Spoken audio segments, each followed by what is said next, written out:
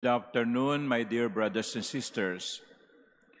To understand the gospel, we have to remember that just like the previous gospel yesterday, the Lord has become popular.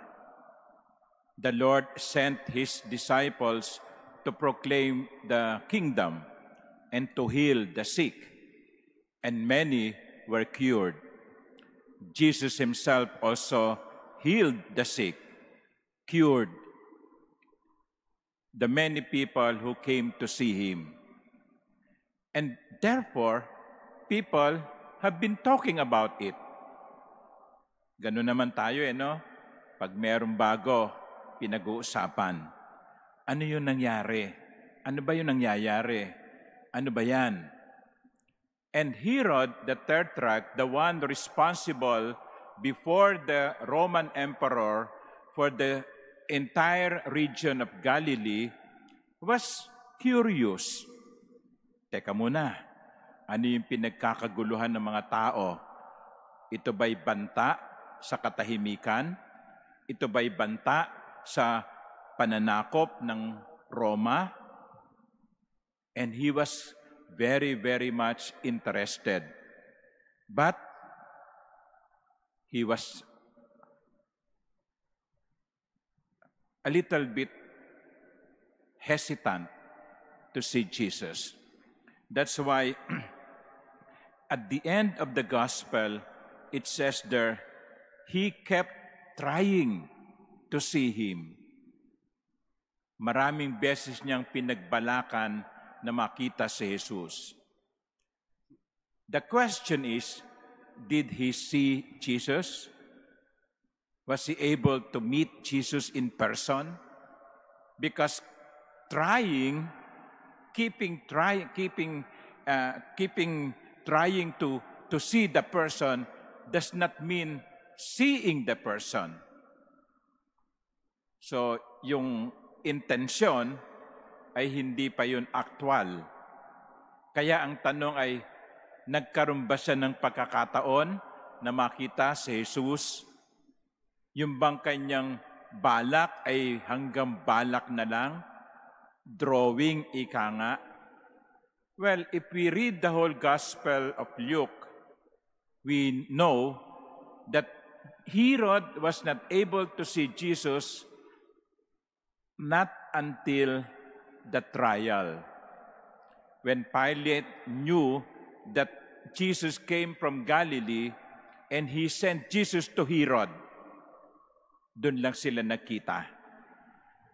Noong si Jesus ay nililitis na.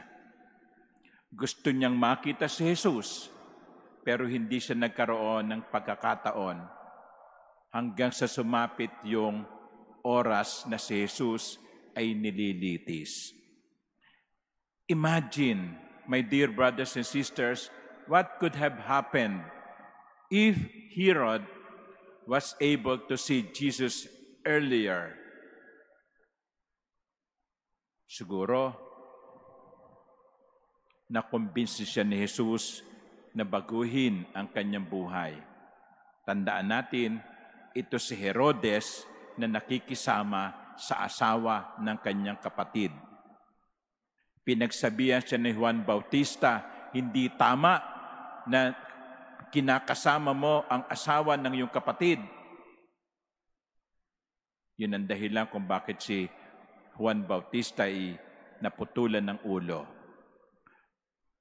Isipin natin, kung si Herodes ay nagkaroon ng pagkakataong lumapit kay Jesus at makinig sa kanyang mga aral, ito kaya ay posibleng naghatid sa kanya sa pagbabago? Ito kaya ay posibleng naghatid sa kanya sa desisyong hindi tama ang kanyang ginagawa at baguhin ito? We do not know. We will never know. Why? Because Herod was a coward. He was afraid and he was not ready. He did not meet Jesus because he did not exert the effort to meet Jesus. Maybe because of pride, maybe because of fear, maybe because of so many excuses. Ganun naman tayo eh. Kapag ayaw nating gawin ang isang bagay, ang dami nating dahilan.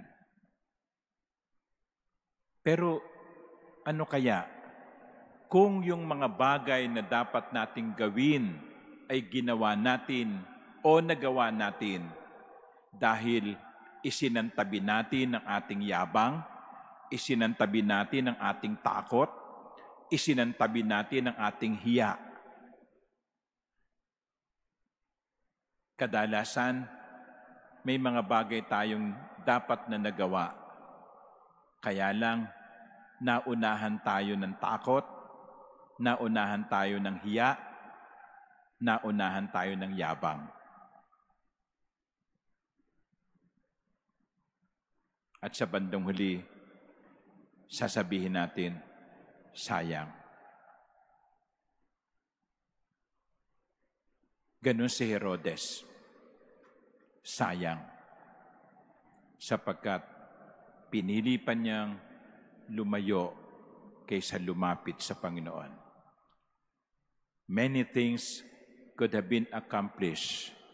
Many good things could have been accomplished in this world if people are just courageous, are just humble, are just open.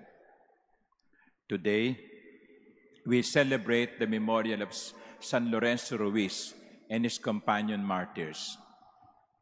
Pwede naman siyang magduwag-duwagan eh. Pwede naman siyang bumaligtad. Pero sabi niya, ako ay Kristiyano at libo mang buhay meron ako ay iaalay ko pa rin sa Panginoon. Yan ang martir. Yan ang matapang. Yan ang saksi.